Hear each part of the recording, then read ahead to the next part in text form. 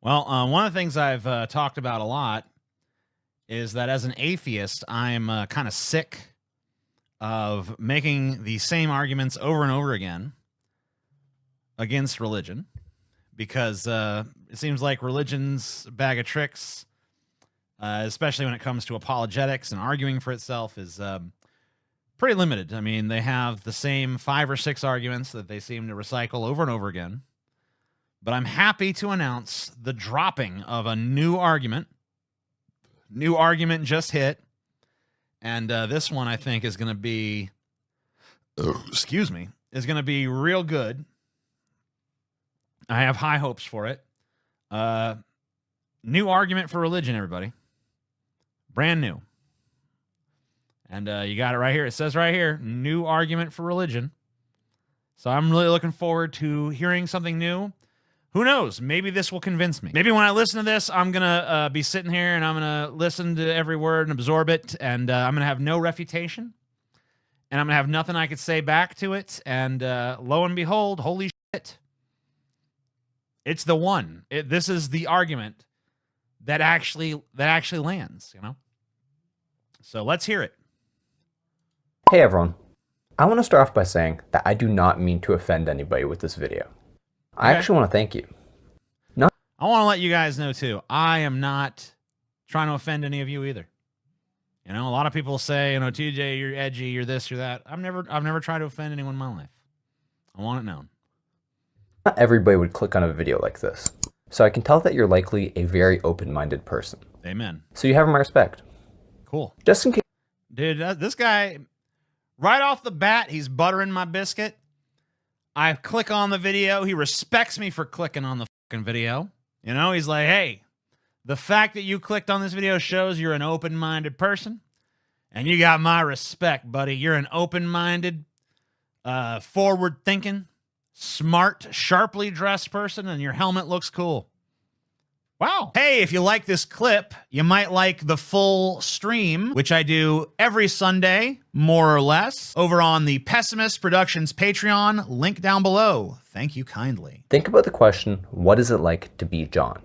Which John? This is asking what There's lots of Johns. subjective experience of John is like. Okay. So when I say you, I'm just talking about the subjective experience watching this video. As in you, right there. All right. Pretty simple. I don't like that. I don't like how that started getting in my face a little bit, but okay. Now for the fun part.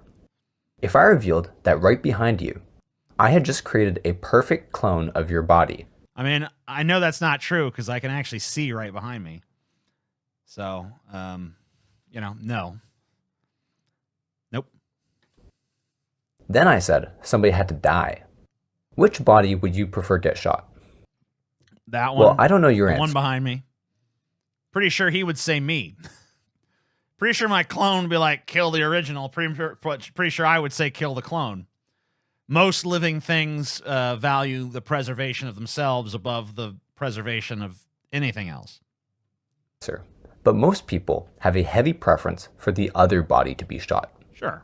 That makes sense to me. Survival. I would say the same thing because I want to experience future events.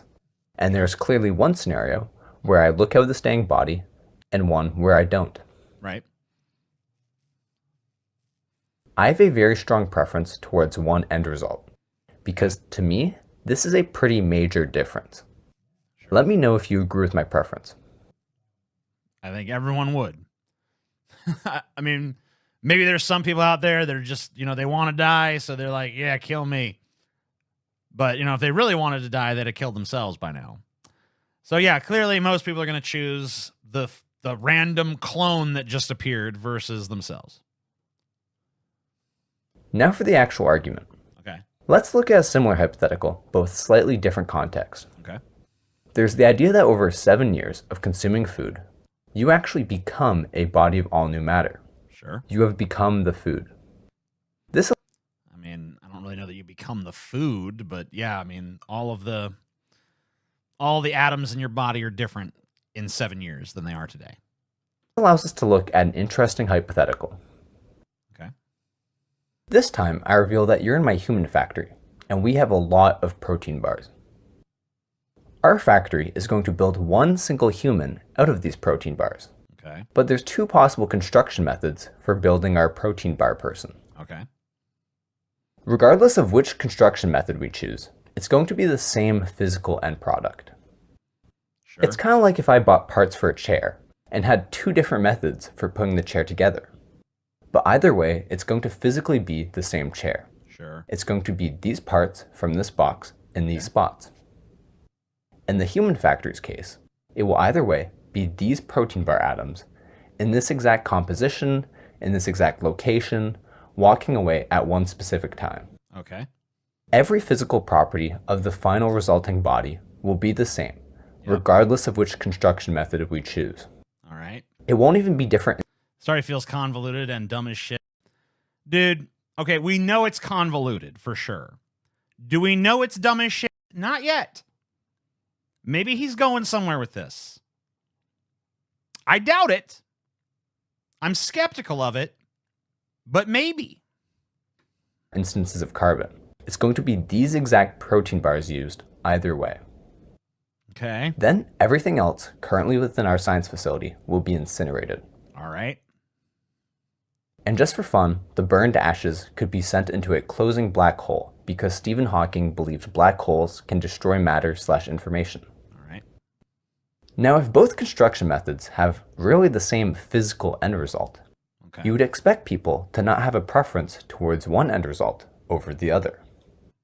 But surprisingly enough, if you agreed with the intro hypothetical, you will probably have a heavy preference towards one end result.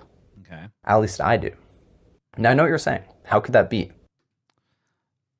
What I'm actually saying at this point is, can we arrive at the point? Like, all right, I've sat here and very patiently absorbed your tediously long and convoluted setup. So can we arrive at the actual argument? Because you said we were getting to it a minute ago, but it seems like you're still setting it up. Deliver the premise. Tell us what the point is. I'm ready for it. Tucker White's already lost. No way. Why would you prefer one end result over the other? I don't know. If it's Tell me. physically the same outcome? Is there something besides the physical to make that preference rational? Shouldn't this part come after you've told us what the difference in construction methods is? Let's look at what the two construction methods are. Yeah. Method 1. You consume the protein bars for 7 years and become a body of all new matter. You've absorbed the protein bars and become the protein bar man. You then walk out of the science facility, leaving everything behind to be incinerated. Method 2. You live off of other food for 7 years, then we take the protein bars you would have eaten and instead directly build protein bar man. Okay. We build them with the same composition, atoms, memories, location, and time that would have resulted from the first method. Then we release him, incinerating everything left behind. Both possible humans have the same physical attributes, but something about the two possible bodies seems different. We once again have the same difference from the intro hypothetical. I feel like it's pretty clear that in one scenario, you look out the final body, and in the other, you don't. To me, this is once again a pretty major difference. I mean, not really. Especially if it's constructed with the same memories and everything, because both iterations of the person are going to prefer themselves over the other. Because by the very virtue, I mean, like, if the protein man is me, then yes, I'm going to prefer preserving it over preserving the one that's not me, even if it thinks it's me and has all the same memories as me and is virtually identical in every way. But if you turn to him and said, which one of you should we kill? He's going to once again want to kill me because he is going to prefer himself too. This doesn't demonstrate the existence of God. This doesn't demonstrate the existence of a soul. This only demonstrates that organisms have a strong preference for their own survival over the survival of something else. I have a very heavy preference towards one final result over the other, despite it being physically. Yeah, that's true. Phoebe, he did say that both construction methods would have the same person emerging at the same time. How is that possible when one takes 7 years? I don't know that that's a super relevant distinction, but it is an incongruity with this argument so far. And who knows what's actually relevant at this point because it's so convoluted and absurd. Physically the same end product. If only the physical exists and the resulting bodies are physically the same, you would expect everything about the final bodies to actually be and emerge the same. They are the same. I could create two identical beings using the same methodology. Make them identical down to the molecule.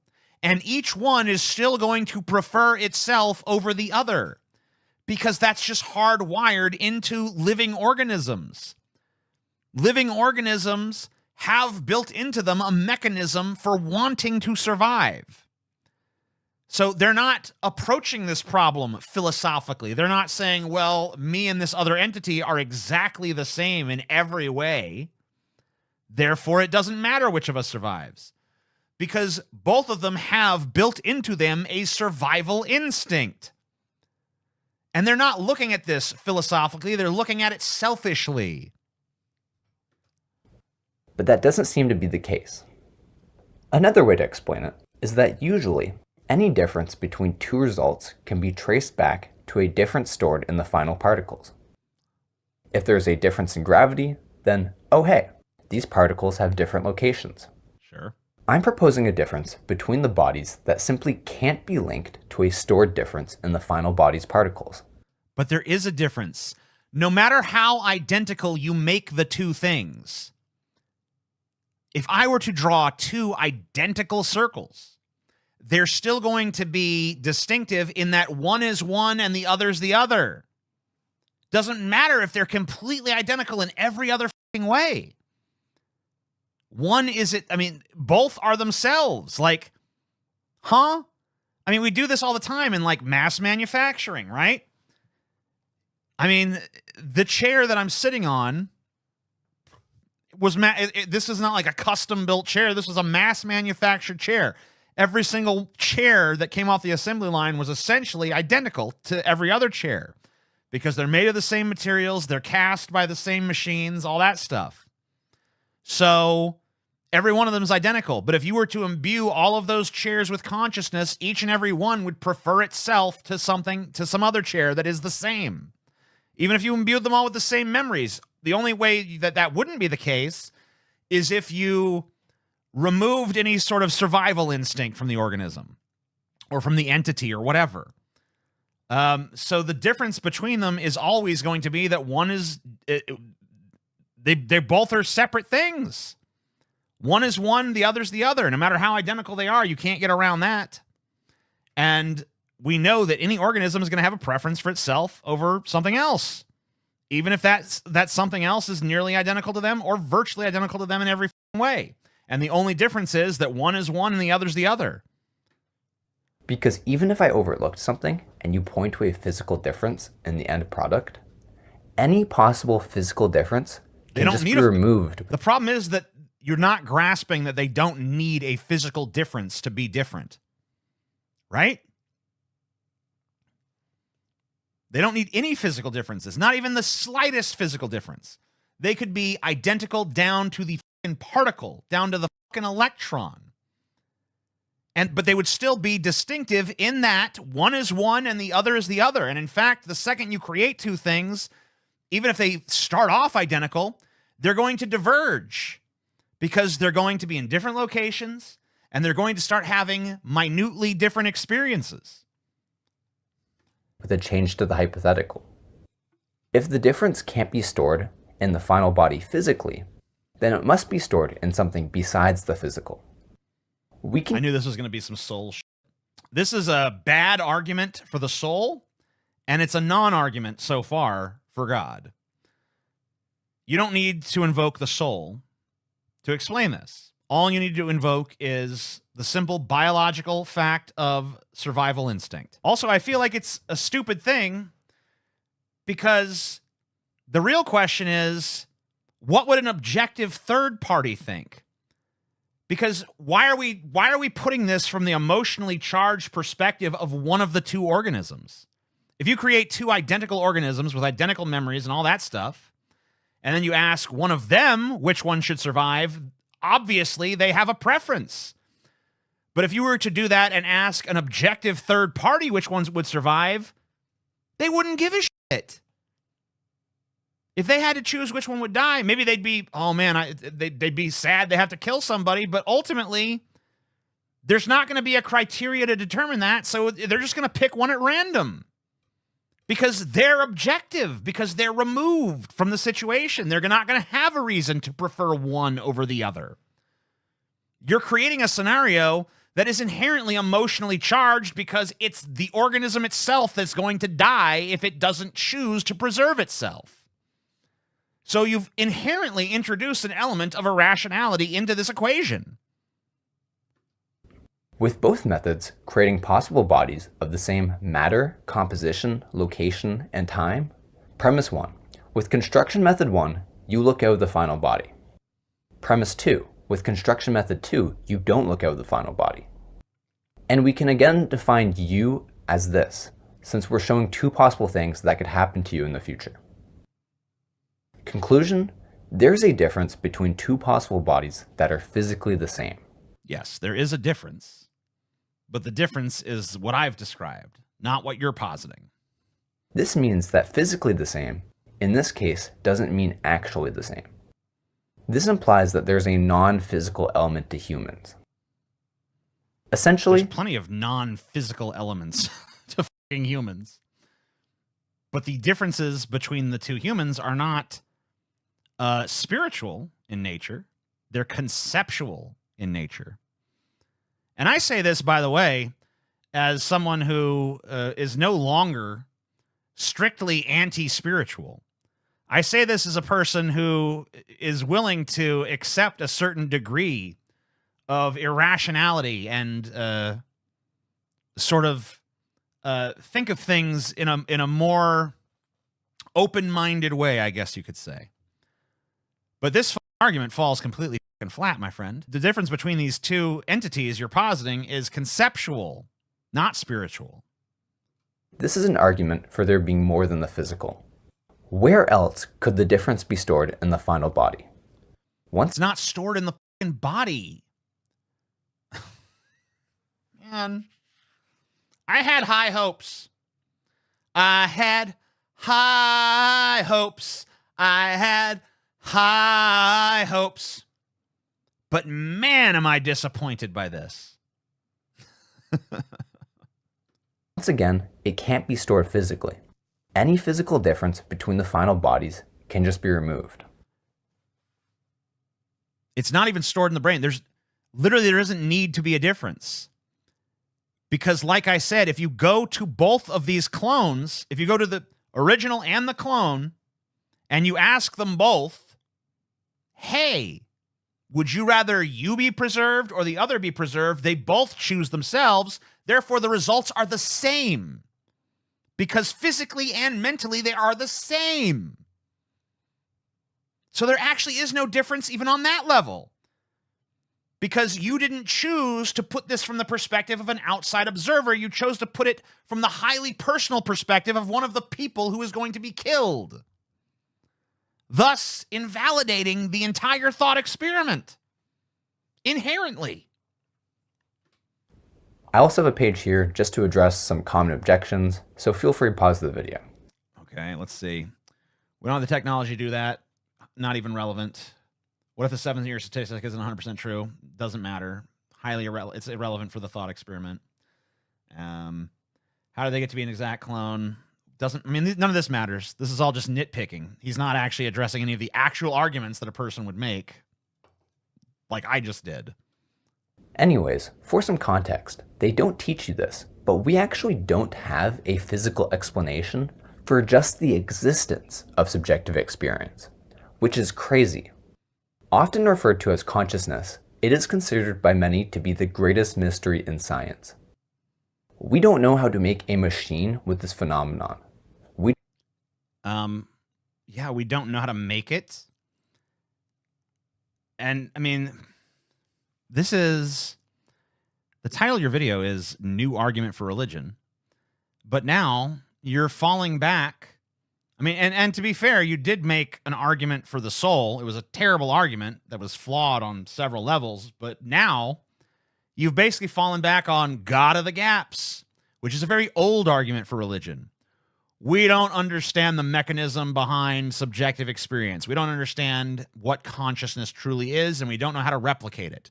Therefore, God, which is not a new argument for religion. It's a very old argument for religion, and it's a very bad argument for religion because I think it was Neil deGrasse Tyson that said that this consigns God to an ever-receding pocket of scientific ignorance. Once God was responsible for the rains, then we learned about the water cycle. Once God was responsible for the volcano, now we know about plate tectonics. And now God's job now is consciousness. Well, what happens when we do explain that? What happens when we do have a scientific explanation for it? Are you going to back down from your argument, or are you just going to stubbornly refuse?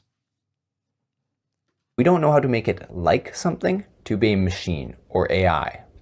Maybe AI already has subjective experience. We don't know. From a physical standpoint, it would make more sense if John here was just a soulless carbon robot without any subjective experience. Anyways. We don't understand consciousness, therefore we made up an entirely different concept we have no evidence for. Yeah, I always love that. I always love that. Hey, our understanding of a thing we know exists is imperfect. Therefore, I posit something we don't know exists as the explanation for why. Like, talk about irrational. I was already convinced that subjective experience came from the soul or something non-physical. But this almost confirms it for me.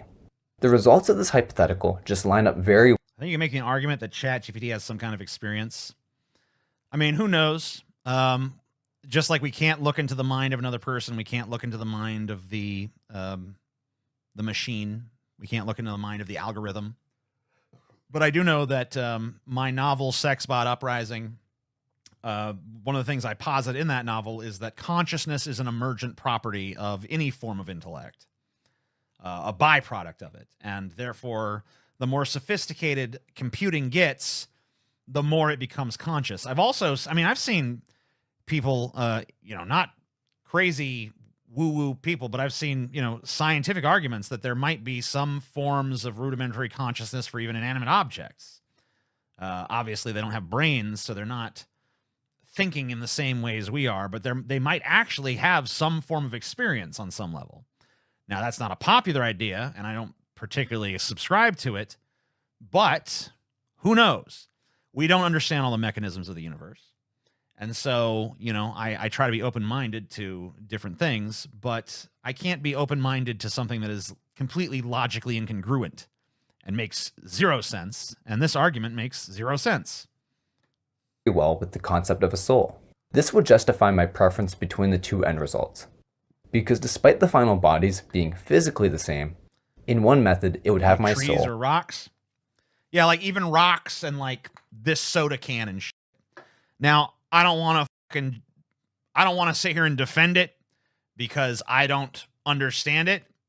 When I read it, I was like, I don't really understand this, but I read it in a fairly legitimate science book. It had, Richard Dawkins had published something in the book. I think Neil deGrasse Tyson had published something in the book. So, I'm assuming that based on the company it was in, that there's at least some sort of idea behind it. I don't know. I don't pretend to understand it. I was perplexed. I think I might have a fucking book. This is boring, so we're done with this. Let me see if I still have that book. So this is Mind is a Universally Distributed Quality by Rudy Rucker, who is a mathematician, computer scientist, cyberpunk pioneer, and novelist. He is the author most recently of The Life Box, The Seashell, and the Soul, What Gnarly Computation Taught Me About Ultimate Reality, the Meaning of Life, and How to Be Happy. Panpsychism. Each object has a mind: stars, hills, chairs, rocks, scraps of paper, flakes of skin, molecules. Each one of them process the same inner glow as a human. Each of them has singular inner experiences and sensations. I'm quite comfortable with the notion that everything is computation, but what to do about my sense that there's something numinous about my inner experience? Panpsychism represents the non-anthropocentric way out. Mind is a universally distributed quality. Yes, the workings of the human brain are a deterministic computation that could be emulated by any universal computer. And yes, I sense more to my mental phenomena than the rule-bound exfoliation of reactions to input. This residue in the inner light, the raw sensation of existence. But know that inner glow is not the exclusive birthright of humans, nor is it solely limited to biological organisms. Note that panpsychism needn't say that the universe is just one mind. We can also say that each object has an individual mind. One way to visualize the distinction between the many minds and the one mind is to think of the world as a stained glass window with light shining through each pane. The world's physical structures break the undivided cosmic mind into myriad of small minds, one in each object.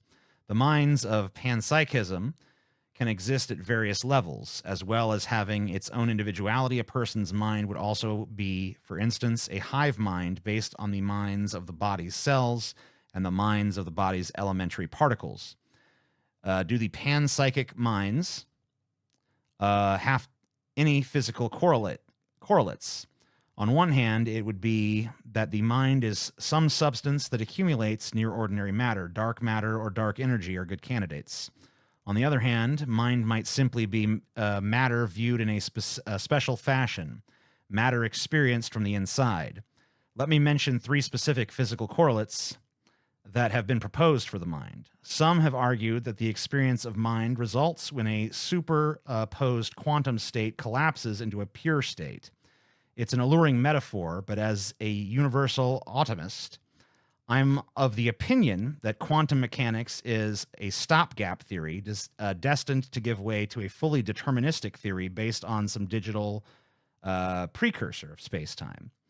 David Scribina, author of the clear and comprehensive book Panpsychism in the West, suggests that we might think of physical systems as determining a moving point in a multidimensional phase space that has an axis for each of the system's measurable properties. He feels that this dynamic point represents the sense of unity characteristic of a mind. As a variation on this theme, let me point out that from the universal optimist standpoint, every physical system can be thought of as embodying a computation, and the majority of non-simple systems embody universal computations capable of emulating any other system at all. It could be that having a mind is in some sense equivalent to being capable of universal computation. A side remark: even such very simple systems as a single electron may be capable of universal computation if afforded a steady stream of structured input. Think of an electron in an oscillating field, and by analogy, think of a person listening to music or reading an essay. Might panpsychism be a distinction without a difference? Suppose we identify the numinous mind with quantum collapse, with chaotic dynamics, or with universal computation. What is added by claiming that these aspects of reality are like minds? I think empathy can supply an experiential confirmation of panpsychism's reality, just as I'm sure that I myself have a mind. I can come to believe the same of another human with whom I'm in contact, whether face-to-face or via their creative work. And with a bit of effort, I can identify with objects as well. I can see the objects in the room around me as glowing with inner light. This is a pleasant sensation. One feels less alone. Could there ever be a critical experiment to test if panpsychism is really true? Suppose telepathy were to become possible, perhaps by entangling a person's mental state with another system's states. And then suppose that instead of telepathically contacting another person, I were to contact a rock. At this point, panpsychism would be proved. I still haven't said anything about why panpsychism is a dangerous idea. Panpsychism, like other forms of higher consciousness, is dangerous to business as usual. If my old car has the same kind of mind as a new one, I'm less impelled to help the economy by buying a new vehicle. If the rocks and the plants on my mind on my property have minds, I feel more respect for them in their natural state. If I feel myself among friends in the universe, I'm less likely to overwork myself to earn more cash. If my body will have a mind even after I'm dead, then death matters less to me, and it's harder for the government to cow me into submission. Okay. Like I said, I don't understand it. I just read it to you. You can judge for yourself. But I don't just dismiss it offhand because I'm like, well, that don't make sense to me, so it must be wrong. But it's an interesting notion, but one that I definitely do not grok.